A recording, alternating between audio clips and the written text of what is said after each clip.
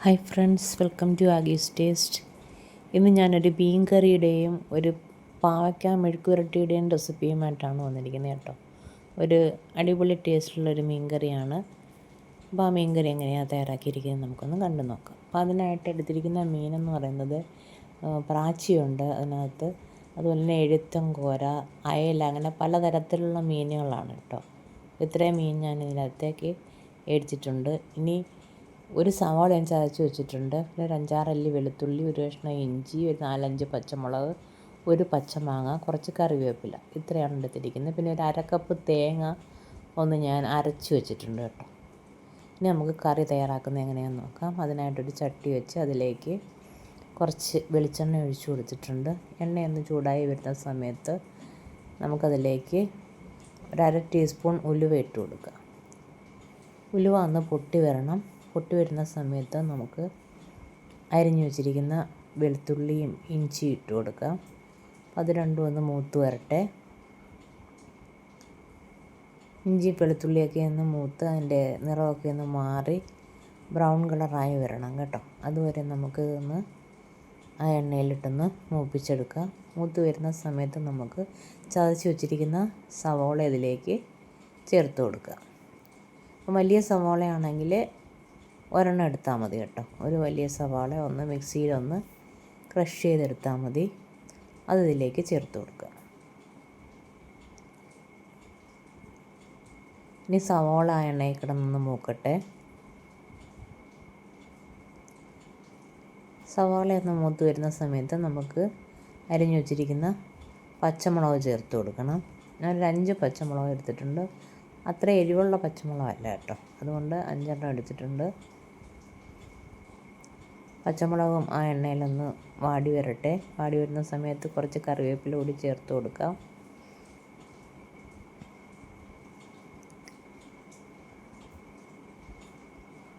പച്ചമുളകും കറിവേപ്പിലയും സവോളയും എല്ലാം ഒന്ന് മൂത്ത് വരുന്ന സമയത്ത് നമുക്ക് ഇതിലേക്ക് നമ്മൾ അരിഞ്ഞു വച്ചിരിക്കുന്ന ഒരു മാങ്ങ, പച്ചമാങ്ങ ഉണ്ടല്ലോ, പച്ചമാങ്ങ ചേർത്ത് കൊടുക്കണം. അതിന് മുൻപേ നമുക്ക് പൊടികൾ ചേർത്ത് കൊടുക്കാം. ഒരു 1/2 ടീസ്പൂൺ മഞ്ഞൾപ്പൊടി, ഒരു 2 ടീസ്പൂൺ മല്ലിപ്പൊടി,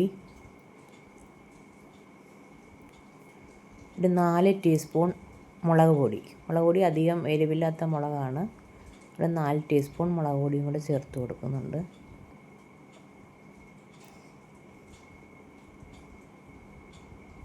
ഇനി നമുക്കിത് നന്നായിട്ടൊന്ന് മിക്സ് ചെയ്യാം. ഇത് കുറച്ച് നേരം ഒന്ന് നന്നായിട്ട് മൂപ്പിച്ചെടുക്കണം കേട്ടോ. എണ്ണ ഞാൻ വളരെ കുറച്ചേ ഒഴിച്ചു കൊടുത്തിട്ടുള്ളൂ. അത്രയും മതി. ആ എണ്ണയിൽ കിടന്ന് ആ അരപ്പൊക്കെ ഒന്ന് മൂത്ത് വരട്ടെ. അതുവരെ നമുക്കൊന്ന് ഇളക്കി കൊടുക്കാം. കുറച്ച് ഇളക്കിയതിന് ശേഷം ലേശം വെള്ളവും കൂടെ ഒഴിച്ച് നമുക്ക് ഒന്നും കൂടെ മൂപ്പിച്ചെടുക്കണം. ലേശം വെള്ളം ഒഴിച്ച് കൊടുത്തിട്ടുണ്ട്. ഇനി ഇത് നന്നായിട്ടൊന്ന് മിക്സ് ചെയ്യാം. മിക്സ് ചെയ്ത് കുറച്ച് നേരം കൂടെ ഒന്ന് ഇളക്കി കൊടുക്കാം. അരപ്പ് കുറച്ചും കൂടെ ഒന്ന് മൂത്ത് വരണം. മൂത്ത് വന്നതിന് ശേഷം നമുക്ക് ഇതിലേക്ക് ആവശ്യത്തിനുള്ള വെള്ളം ഒഴിച്ച് കൊടുക്കാം.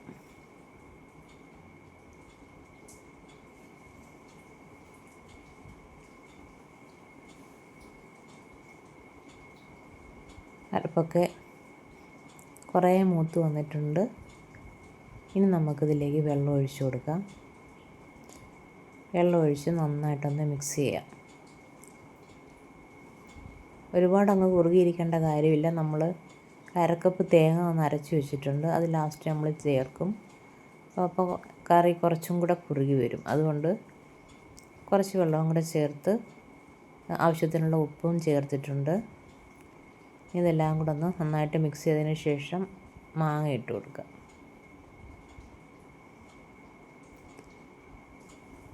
ഒരിടത്തരം മാങ്ങയാണ്, പുളിയുള്ള മാങ്ങയാണ് കേട്ടോ അരിഞ്ഞു വെച്ചിരിക്കുന്നത്. അത് ചേർത്ത് കൊടുത്തിട്ടുണ്ട്.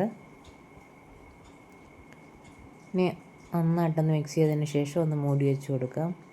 മാങ്ങയൊക്കെ ഒന്ന് വെന്ത് വരട്ടെ. ആ സമയത്ത് നമുക്ക് ഇതിലേക്ക് മീൻ ചേർത്ത് കൊടുക്കും. ഇപ്പോൾ ഒരു 5 മിനിറ്റ് കഴിഞ്ഞിട്ടുണ്ട്.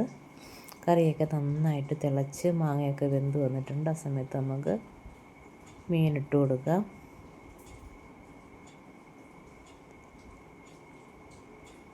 മീനെല്ലാം ഇട്ട് സ്പൂൺ കൊണ്ടതൊന്ന് ഈ കറിയിലേക്കൊന്ന് താഴ്ത്തി വെച്ച് കൊടുക്കണം. അതിനുശേഷം നമുക്കിത് മൂടി വെച്ച് വേവിക്കാം.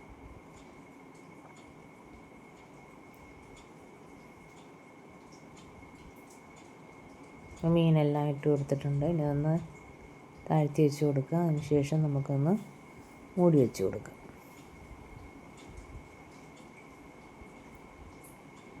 ഇത്രയും മതി. മൂടി വെച്ച് കൊടുക്കാം. മീനൊന്ന് വെന്ത് വരട്ടെ. ഇപ്പോൾ ഒരു 6-7 മിനിറ്റ് ആയിട്ടുണ്ട്. മീനൊക്കെ ഒന്ന് വെന്ത് എണ്ണയൊക്കെ തെളിഞ്ഞു വന്നിട്ടുണ്ട്. ഇനി നമ്മൾ തീർന്നില്ല.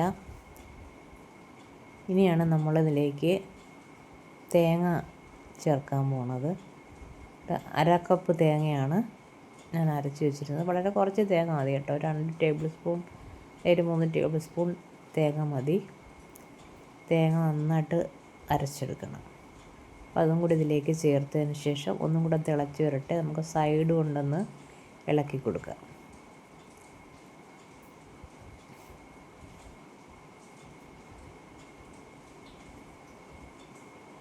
ഈ സമയത്ത് നമുക്ക് ഉപ്പ് നോക്കാം. ഉപ്പ് വേണമെങ്കിൽ ചേർത്ത് കൊടുക്കാം. ഒന്നും കൂടി ഒന്ന് അടച്ചു വെച്ച് ഒരു 5 മിനിറ്റ് കൂടി ഒന്ന് വെന്ത് കിട്ടട്ടെ. 5 മിനിറ്റ് കൂടെ കഴിഞ്ഞിട്ടുണ്ട്. കറിയെല്ലാം വറ്റി എണ്ണയൊക്കെ തെളിഞ്ഞ് വന്നിട്ടുണ്ട്. ഇനി നമ്മളിത് കൂടുതൽ ഇളക്കിയൊന്നും വേണ്ട. കുറച്ച് കറിവേപ്പിലയും കൂടി ഇട്ട് കൊടുത്താൽ നല്ല അടിപൊളി കറി ഇവിടെ റെഡിയായിട്ടുണ്ട്. ഇനി ചട്ടിയിലിരുന്ന് കുറച്ചും കൂടെ ഒന്ന് കുറുകും കേട്ടോ കറി.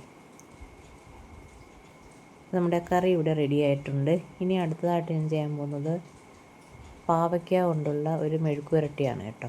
ഒരു വലിയ പാവയ്ക്കയാണ് ഞാൻ റൗണ്ടിൽ കട്ട് ചെയ്ത് വെച്ചിട്ട് ഒരു 10 മിനിറ്റോളം ഞാൻ ഉപ്പുവെള്ളത്തിലിട്ട് വെച്ചിരുന്നു. അതിനുശേഷം ഒന്ന് രണ്ടാമത് കഴുകി പിഴിഞ്ഞെടുത്ത് വെച്ചിരിക്കുകയാണ്. ഇതിലേക്ക് നമുക്കൊരു 1/2 ടീസ്പൂൺ മഞ്ഞൾപ്പൊടി ഇട്ട് കൊടുക്കാം. 1 ടീസ്പൂൺ മുളക് പൊടി ഇട്ട് കൊടുക്കാം.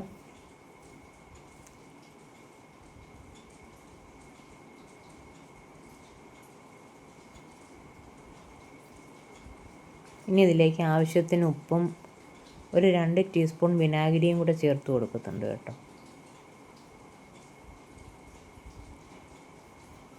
ഉപ്പും വിനാഗിരിയും കൂടെ ചേർത്തതിന് ശേഷം നമുക്ക് ഇത് നന്നായിട്ടൊന്ന് തിരുമ്മി പിടിപ്പിക്കണം. ഈ പാവയ്ക്കയിൽ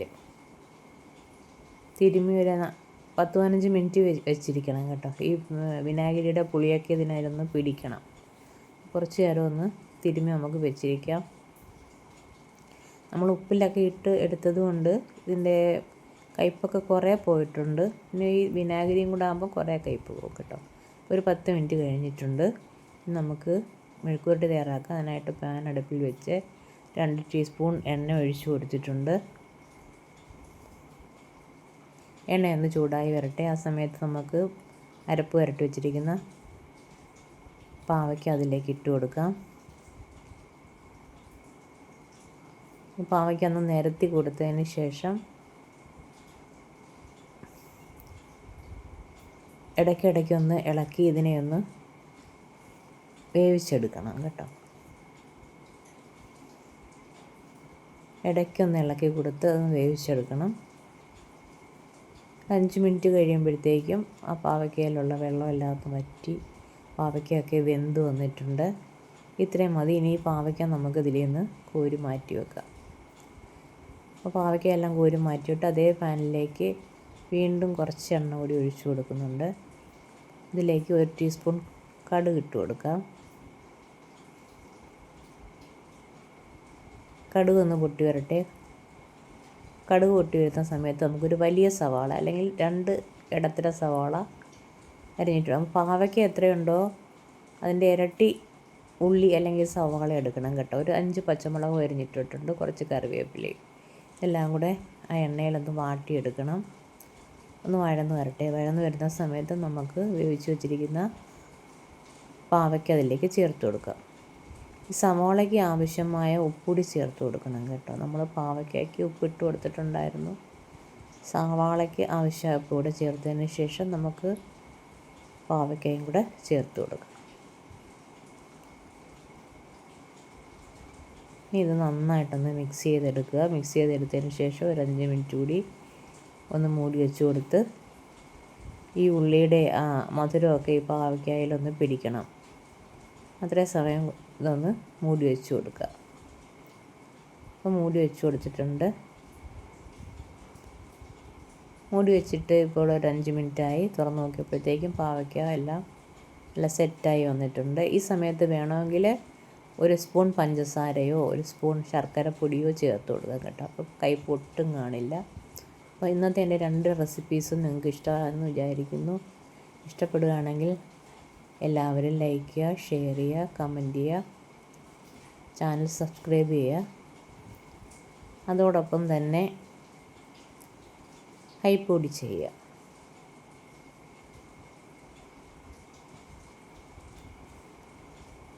ഓക്കേ, താങ്ക് യു.